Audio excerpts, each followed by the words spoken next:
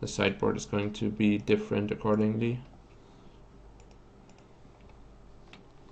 Mats One, that is one of the top legacy grinders for sure. At least he was very active in the previous seasons. I'm not sure if he's still as active as he used to be. Used to basically always play 4-color, like Punishing, Loam, 4-color, yeah, 4-color Loam, I guess is just the name of the deck.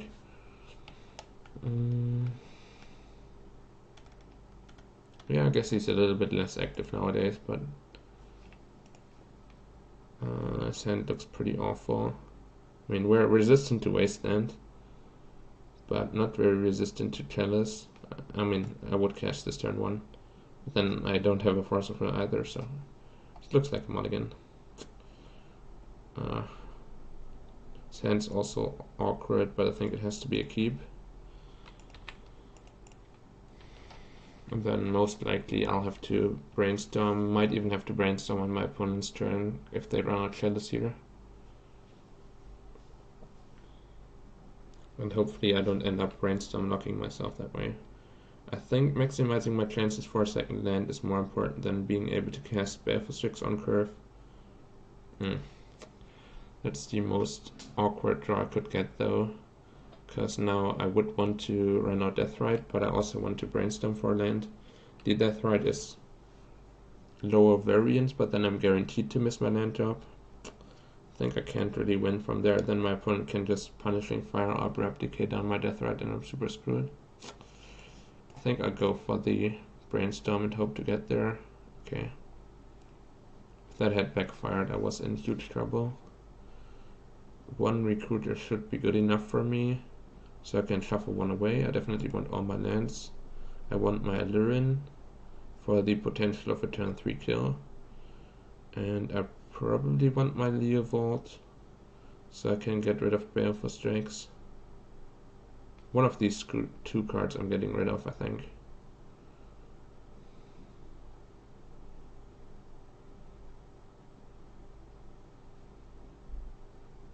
What does Leovold really do for me?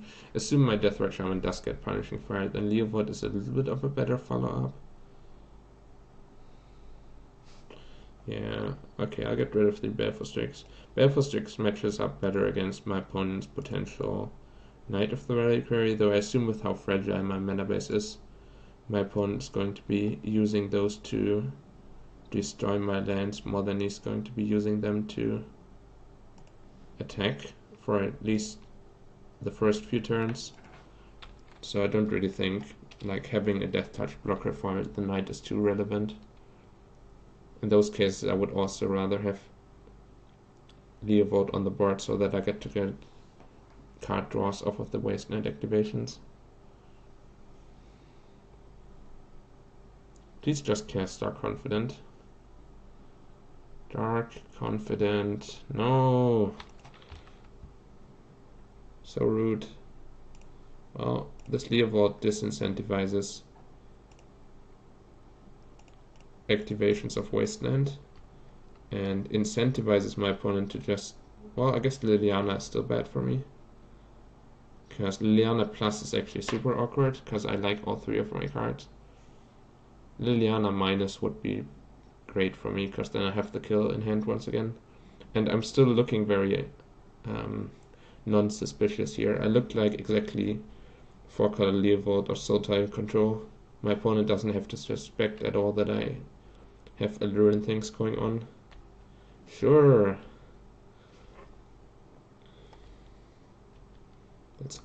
So I win. Perfect. Caracas me.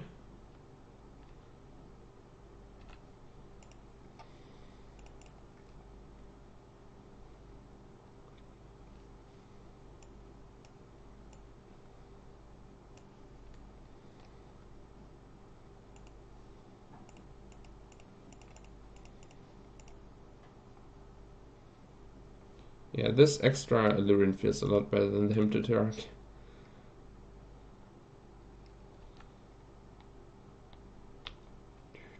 Let's get all the recruiters.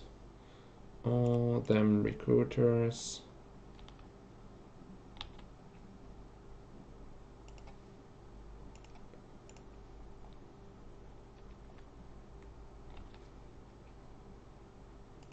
Just for value.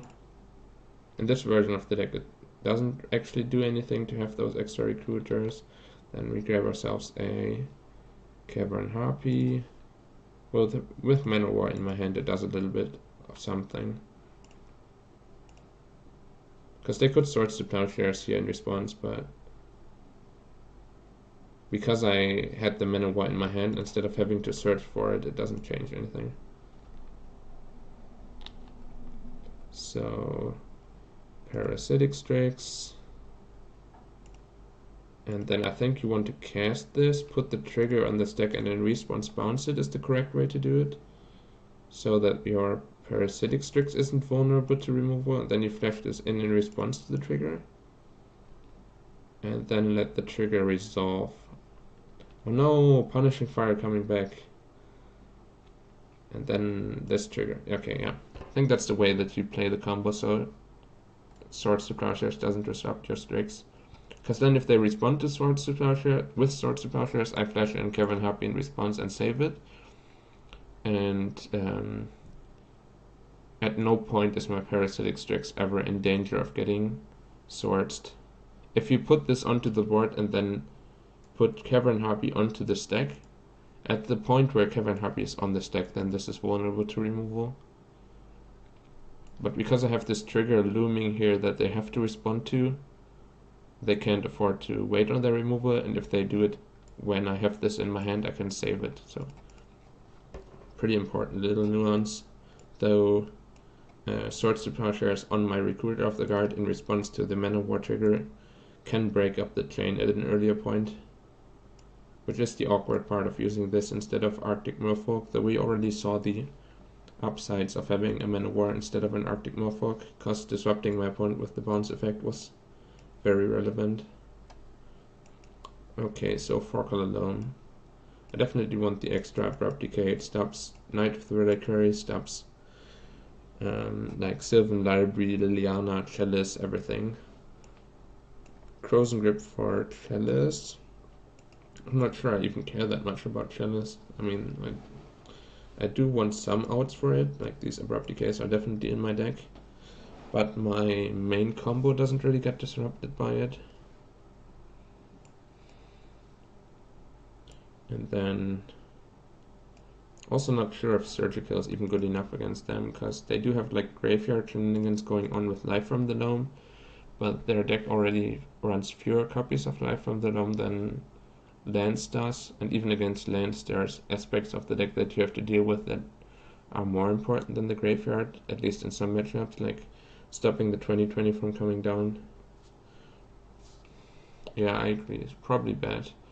Vendilion Clip doesn't seem that great here. I probably want to shave or cut all of the Force of Wills. Yeah, exactly, they only run 2 loams. And they also don't really need it all that much. Probably Diabolic Edict should come in for Knight of the Reliquary. I want to cut these. This gives me some value and kills Dark Confident. Maybe I even want this. And like the Grip could make the cut, or like a Thoughtseize. Maybe the Click is good enough. I guess Punishing Fire is pretty annoying to me. Yeah, maybe I do board in the Surgical because of Punishing Fire. Sure, I'll submit for now. The Frozen Grip could come back in. You could also try to get Punishing Fire out of their hand with Rendilion Click, but that's very difficult to do. You need exactly the right timing window where your opponent has no capabilities of recasting it in response. Okay, this hand looks pretty bad. And this hand looks like a normal Sultai hand with a random Recruiter of the Guard in it. Yeah, I think Punishing Fire is strong enough against my deck that I can consider Surgical, but it also runs into Chalice, so there's definitely some real downsides to it. If my hand gets Chaliced here, I'm also in a terrible spot. Confident, okay. Well, best case I get to pick that off with Liliana. Probably for that reason just grab a basic forest here, because my Deathrite plus my Underground Sea already casts double black cards, and then I have a land that my opponent can't wasteland me off of. But yeah, Punishing Fire, Liliana of the Veil, all of those follow-ups by my opponent are pretty bad for me. They have Wasteland in their hand. Attacking. That's pretty aggressive attack. Willing to give up their Confident. That's... How would you ever make that attack? I guess they might just have second Confident in hand or something, but like I'm not blocking, but it still seems pretty aggressive to attack there.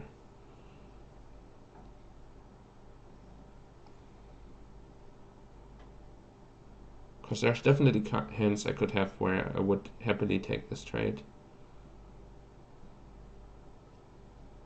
Loam. Yeah, that's pretty great for my opponent. They have Cycling Land open, so I can't get this Loam out of their graveyard. Theoretically I can... Well, I can get the Loam out of their graveyard, but I would have to cycle their Cycling Land. I would have to Pithing Needle their Cycling Land, yeah. Barrenmore. If I run out Pithing Needle and name Barrenmore, then their Life from the Loam is stranded unless they respond to my Pithing Needle. And then if they respond to my Pithing Needle, I would just name Wasteland. The big downside is I let my opponent keep Confident here. Alternatively, I just cast the Lily, get the Confident off of the board. That is like free value here, but my opponent gets to Wasteland me. I mean, they always get to Wasteland me if I name the Barrenmore as well. Kind of awkward.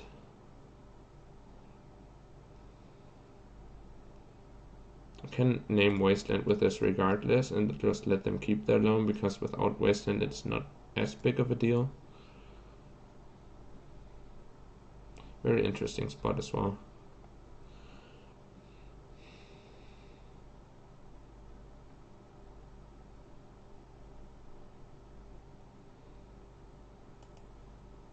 Yeah, I think I like the Pithing Needle line, and then let's see what my opponent does about it. Now Cycling in response doesn't make any sense for them, because then I just activate Deathrite in response. Probably just naming the Wasteland is still better. Man, with this line of play I wish I had just traded for the Confident actually. But I couldn't anticipate that they both have Life from the Loam in hand and the second Mox Diamond, so...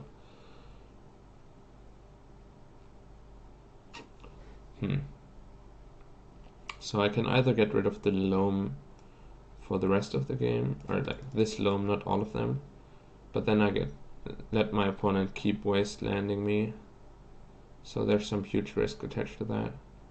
Or I just name Wasteland, run out the second Deathrite, pass the turn, and they get to dredge this. The big downside of letting them dredge this is it increases my opponent's chance of quickly finding a Punishing Fire, because they get to put 3 cards into their graveyard every turn.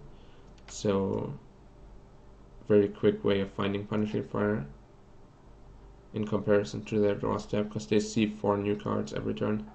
If I get rid of this, they only see 2 new cards every turn, and only for 1 turn. Yeah, probably I need to name Wasteland here. It's a little awkward.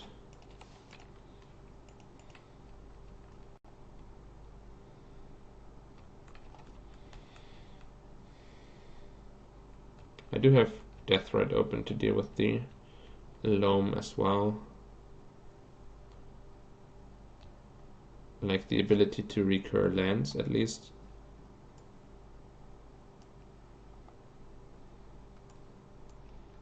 But the ability of the Loam to dredge into more Punishing Fires is still there. No, god damn it. Ah, that that's awful for me. Okay, let's get rid of the cycling land, I guess, and cast Brainstorm. And hopefully find my surgical extraction now.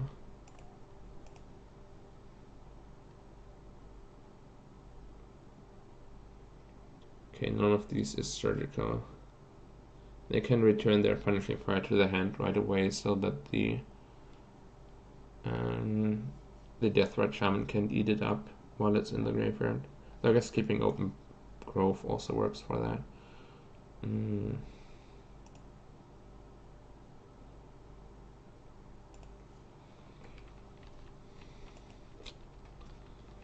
Yeah, that's pretty tough.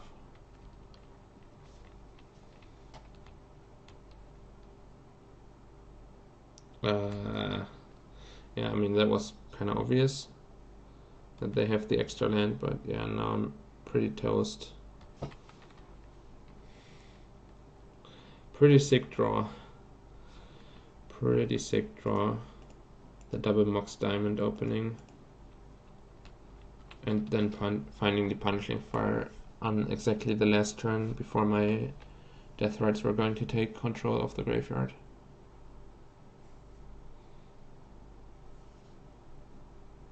Yeah, I'm not sure on the Deathrite Confident attack if I should have traded there. Yeah, I guess my read was correct that they just had a second one in their hand. And if I had made the trade with Deathrite, they could have just cast the second one. They were just unwilling to have two on the board at the same time. Or valued developing the Life from the Loam over casting a second one, because second one could be a liability. Yeah, that was a beating.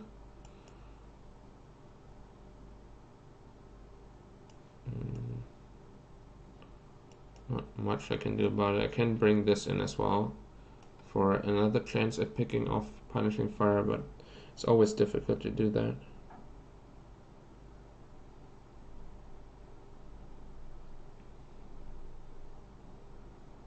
Because I need the right timing for it, and even if I do get it out of my opponent's graveyard, it might have still gotten value by shooting something down. Yeah, I don't know.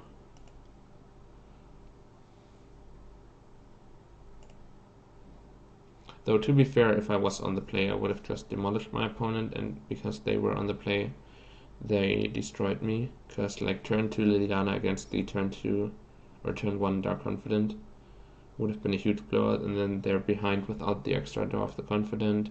I run out my second Deathrite on uncontested, like they can loam it up a little bit, but then I have two untapped Deathrites against their Punishing Fire loam action, so okay, this hand has the potential to do some Aluren stuff pretty quickly. The only card in my hand that is weak to Chalice I can cast in response to Chalice. And the fact that my hand is kind of clunky with too many 3-drops I can fix with the Brainstorm. Though once again I would have preferred to have an Accelerant on turn 1.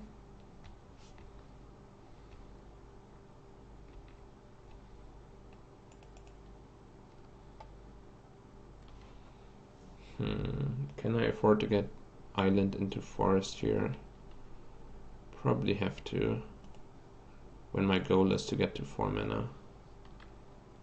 Oh, there's the Forest without fetching, but I kind of wanted to fetch, so that's a little bit awkward. The Strix can go for sure. Though I guess I'm not casting anything, just awkward that this was supposed to fetch for the Forest. I don't have a second one in my deck, and it is unable to fetch for the Swamp. Because now I would want a fetch land that grabs me Swamp, so that I can go Island, Swamp, Forest, 4th land, Aluren. And that's just not a possibility here. That is very awkward.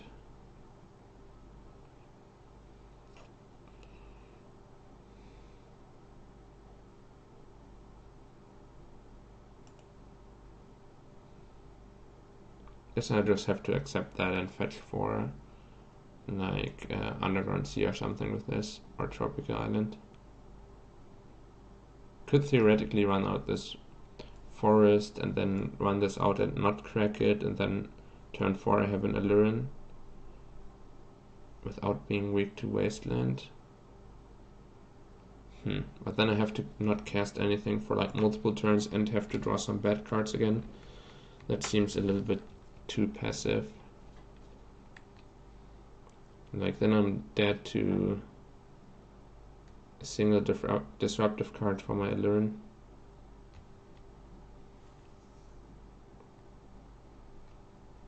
Dryad Arbor. Interesting.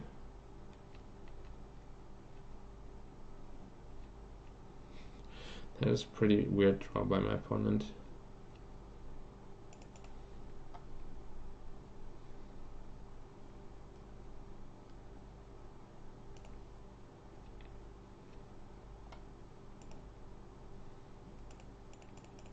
Guess I'll cast this Leovold because it gets me the card off of the Wasteland that might be coming up, and it's punishing fireproof. Can get Abrupt Decay here, but then I still get the card out of the deal, so I think that's alright. The Shardless Agent had the upside of sometimes cascading into a Mana Elf.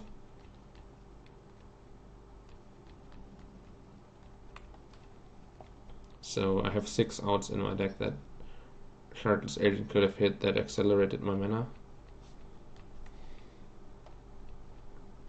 Maybe that was worth trying, though then I guess my Mana Elf gets Abrupt Decayed instead of my Leovold, so I kinda end up at the same spot. Let's do that now.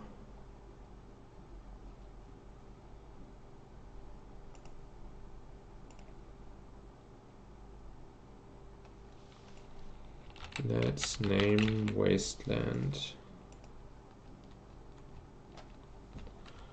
Sure. Still very strange that my opponent has 3 mana available and just nothing to cast with it. Yeah. Can get rid of the Punishing Fire now before they play Grove. And then what else would I get rid of? I guess still Wasteland, because none of the other stuff really matters.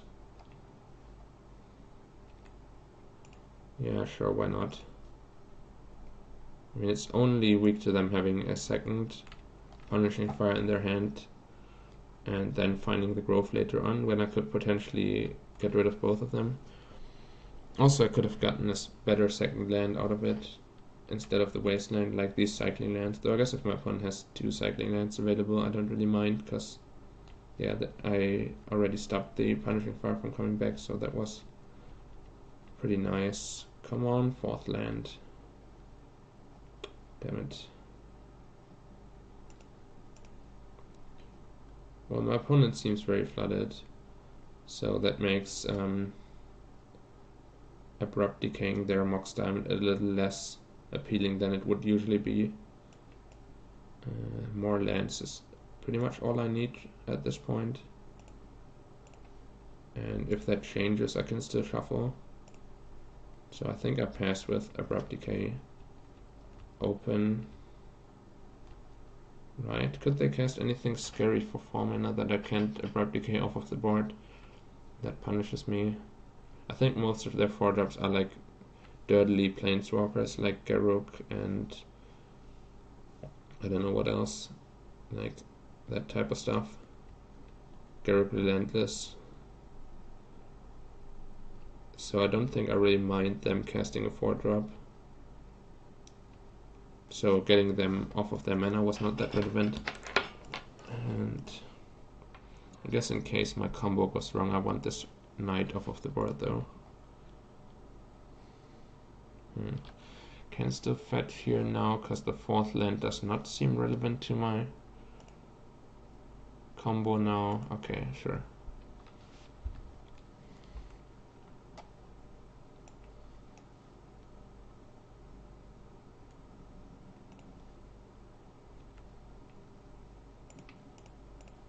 The 5th land, I mean. Yeah, I just didn't need the land that was on top of my deck. I would rather have more creatures where Sweet comes into play effects to work off of.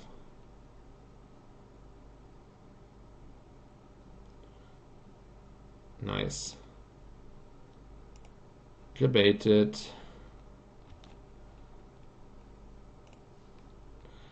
J-baited. Nice reclamation sage. I mean, it was correct of them to do that, but my hand was well set up to deal with that. And I ran out the weaker creature on purpose first so that I can respond and then keep comboing while this reclamation stage is on the deck, which would otherwise blow up my Aluren. So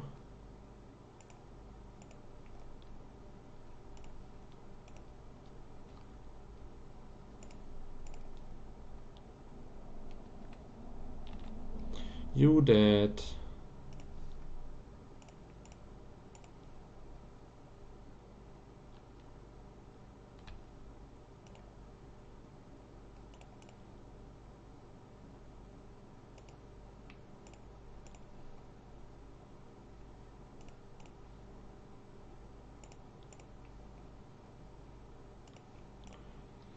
Yeah, this is sweet.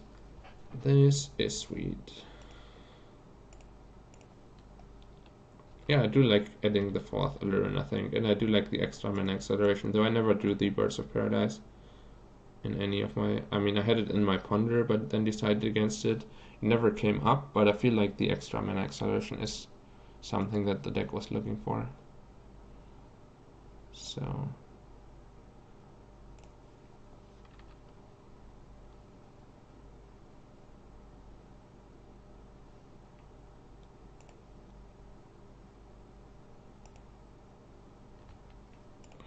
drain you.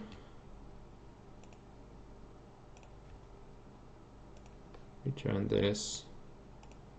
Turn this. Not sure why opponent's not conceding.